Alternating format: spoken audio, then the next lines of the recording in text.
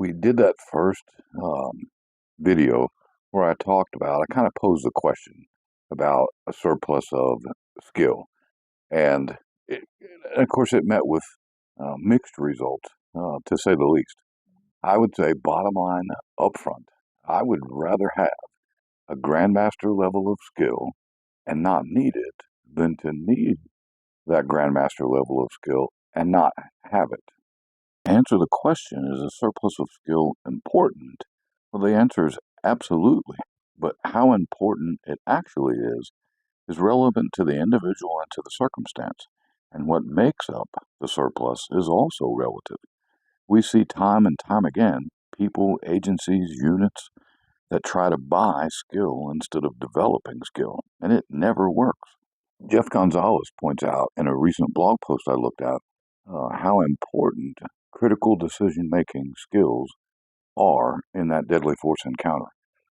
He in that same blog post he talks about speed, he talks about accuracy, he talks about what I think he thinks are also training issues that we might be seeing in modern defensive firearms training. One of which is not teaching those critical decision making skills. We're not always developing shooters that can also think.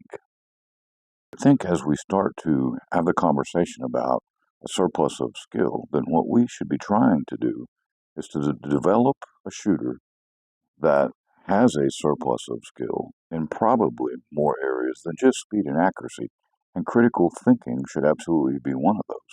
It was pointed out that the Rangemaster drills are not that hard and don't require a lot of skill. And that's certainly true from a perspective, but that perspective is relevant to the amount of skill an individual possesses.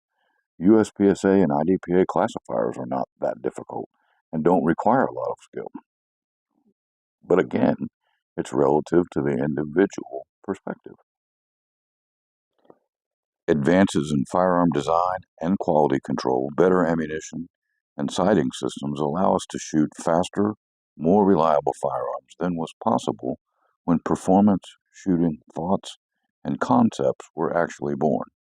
The firearm and ammunition together also allows us to shoot more accurately, but instead of seeing a balance of speed and accuracy increase equally, we see it heavily lean towards the speed aspect. Three tenets of modern defensive shooting were speed, power, and accuracy. The power concept has shifted some with modern quality ammunition and is now, or at least appears to be, less relevant to a degree. But sadly, in my opinion, the balance between speed and accuracy tilts very heavily towards the speed side. I think that the concept of a surplus of skill must factor speed and accuracy equally balanced and should also include accountability.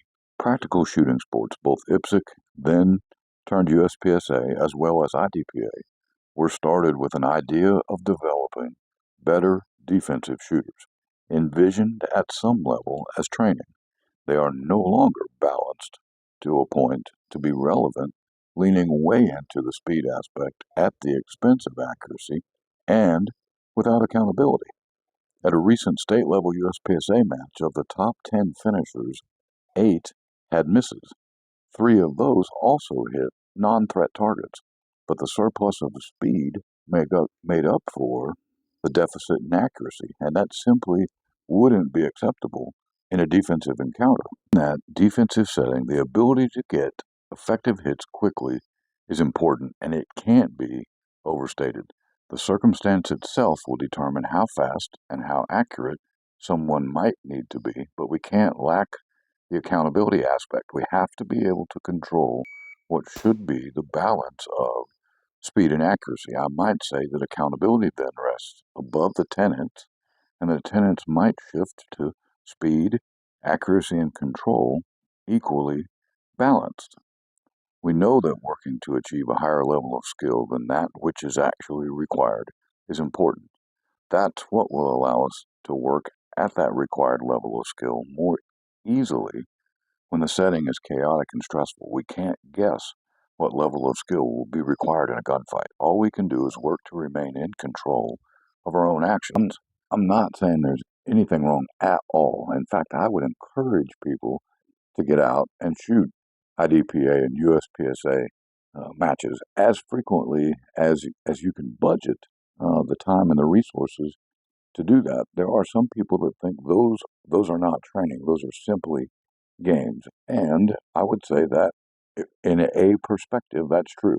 They're a game. They're a game that focuses on speed. But if you approach it trying to balance that speed and accuracy, you're probably not going to win the match. But if you're there to get better at the speed and accuracy components, then it's an awesome platform to work outside of your comfort zone and try to solve somebody else's problems.